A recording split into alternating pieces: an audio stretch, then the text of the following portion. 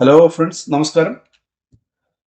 ഇന്ന് നമ്മൾ നോക്കുന്നത് സ്റ്റോക്ക് ആണോ ഗോൾഡ് ആണോ നല്ല നിക്ഷേപം. ചരിത്രം നോക്കുകയാണെങ്കിൽ സ്റ്റോക്ക് ആണ് നല്ലത്. കാരണം DJIA എന്ന അമേരിക്കൻ ഇൻഡെക്സ് സ്റ്റോക്കിനെ ബേസ് ചെയ്തുകൊണ്ടുള്ളത് 100 വർഷത്തെ കാലയളവിൽ 35,455% റിട്ടേൺസ് കാണിച്ചപ്പോൾ ഗോൾഡ് കാണിച്ചത് 12,645% മാത്രമാണ്. അതായത് 3 ഇരട്ടിയാണ് സ്റ്റോക്കിലെ റിട്ടേൺസ്.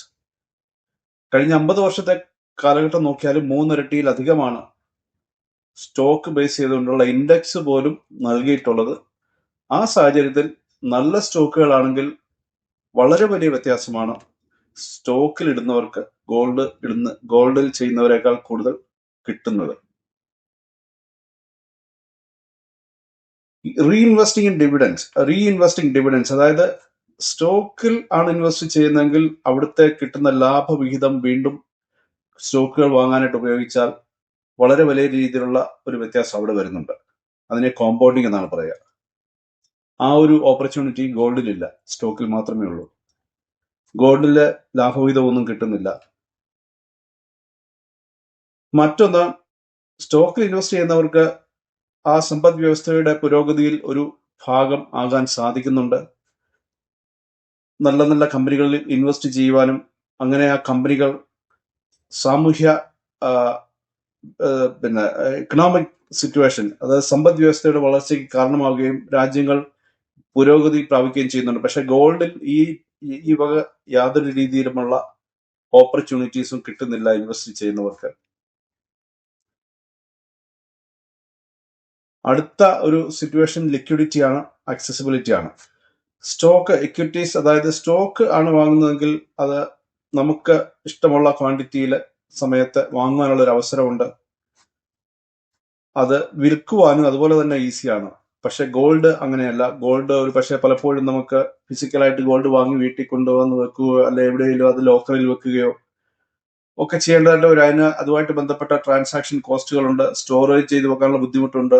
ആരെങ്കിലും മോഷ്ടിച്ചാൽ ആ വക നഷ്ടങ്ങൾ, അങ്ങനെ ഒരുപാട് രീതിയിലുള്ള ഇൻകൺവീനിയൻസ് ആണ് ഗോൾഡിന്റെ ഇൻവെസ്റ്റ്മെന്റിലുള്ളത്. തീർച്ചയായിട്ടും പുതിയ സിസ്റ്റംസ് ഉണ്ട്, ഗോൾഡുമായിട്ട് ബേസ് ചെയ്തിട്ടുള്ള അസറ്റ്സ് ഉണ്ട്. അതൊക്കെ വേണമെങ്കിൽ ചെയ്യാം. അതൊരു പുതിയ ഐറ്റമാണ്. മറ്റൊരു സിസ്റ്റം പോർട്ട്ഫോളിയോ ഡൈവേഴ്സിഫിക്കേഷൻ ആണ്. പോർട്ട്ഫോളിയോ ഡൈവേഴ്സിഫിക്കേഷൻ എന്ന് പറയുമ്പോൾ ഗോൾഡ് എന്ന് പറയുന്നത് ഒരൊറ്റ ഐറ്റമാണ്. അത് ലോകം മൊത്തം അതിന്റെ ഒരേ രീതിയിലാണ് മൂവ്മെന്റ്. പക്ഷെ സ്റ്റോക്ക് അങ്ങനെയല്ല. പല സ്റ്റോക്കും പല രീതിയിൽ പോകും. ചില സ്റ്റോക്ക് നല്ല രീതിയിൽ പെർഫോം ചെയ്യും. ഒരുപക്ഷെ ആ സമയത്ത് നമുക്കത് വിറ്റിട്ട് താഴ്ന്നു നിൽക്കുന്ന സ്റ്റോക്കുകൾ വാങ്ങാൻ പറ്റും. അപ്പോൾ അത് പിന്നീട് ആ സെക്ടർ കയറുമ്പോൾ അവിടെ നമുക്ക് പ്രോഫിറ്റ് കിട്ടും. അതല്ലെങ്കിൽ ഒരേ സമയം തന്നെ പലതരത്തിലുള്ള സ്റ്റോക്കുകളിൽ നമ്മൾ ഇൻവെസ്റ്റ് ചെയ്യുമ്പോൾ എല്ലാ സ്റ്റോക്കും കൂടെ ഒരുമിച്ച് മുന്നോട്ട് പോയില്ലെങ്കിലും പല സ്റ്റോക്കുകളും മുന്നോട്ട് പോകുന്ന ഒരു സാഹചര്യം ഉണ്ടാവും. ആ ഒരു ബെനിഫിറ്റ് ഗോൾഡിൽ കിട്ടത്തില്ല. ഡൈവേഴ്സിഫിക്കേഷന്റെ ബെനിഫിറ്റ് ഗോൾഡിലില്ല. കോസ്റ്റ് ഓഫ് ഓണർഷിപ്പ് ആണ് മറ്റൊരു ആസ്പെക്ട്. ഗോൾഡ് സ്റ്റോർ ചെയ്ത് വെക്കാൻ ഉള്ള ബുദ്ധിമുട്ടുണ്ട്. അതിന്റെ ഇൻഷുറൻസ് എടുക്കണം, അതിന്റെ പ്യൂരിറ്റി സംബന്ധമായിട്ടുള്ള സർട്ടിഫിക്കേഷൻസ് ഒക്കെ ചെയ്യേണ്ടി വരും.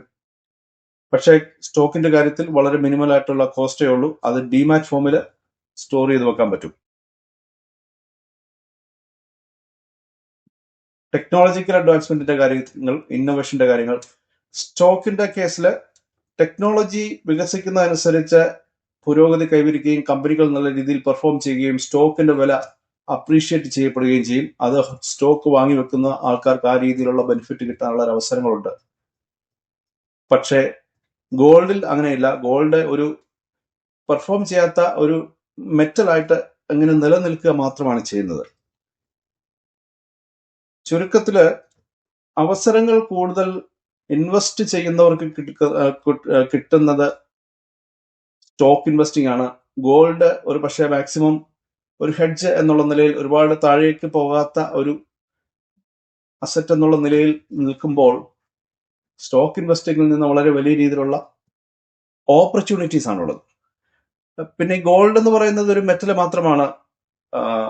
19-ാം നൂറ്റാണ്ടില് നെപ്പോളിയൻ മൂന്നാമൻ ഫ്രാൻസില് അദ്ദേഹത്തിന്റെ ഏറ്റവും വിശിഷ്ട വ്യക്തികൾക്ക് അല്ലെങ്കിൽ ഗസ്റ്റായിട്ട് ഏറ്റവും വിശിഷ്ടമായിട്ടുള്ള ഗസ്റ്റുകൾ വരുമ്പോൾ അവർക്ക് ഫുഡ് കൊടുത്തിരുന്നത് അലൂമിനിയം പാത്രത്തിലാണ്. കാരണം അന്ന് ഗോൾഡിനേക്കാൾ പ്രസ്റ്റീജിയസ് ആയിട്ടുള്ള ഒരു അസറ്റ് ആയിരുന്നു അലൂമിനിയം. പക്ഷെ പിന്നീട് അലൂമിനിയം കൂടുതൽ മാർക്കറ്റിലേക്ക് വന്നതോടുകൂടി അലൂമിനിയത്തിന്റെ പ്രാധാന്യം കുറയുകയും പിന്നീട് അലൂമിനിയം ഇപ്പൊ നമ്മൾ വീട്ടിൽ പോലും അലൂമിനിയം വെക്കാറില്ല. കാരണം അത്രയ്ക്ക് ചീപ്പായിട്ടുള്ള ഒരു ഐറ്റമായിട്ടാണ് അലൂമിനിയത്തെ നമ്മളിപ്പോൾ കാണുന്നത് ലോകം മൊത്തം.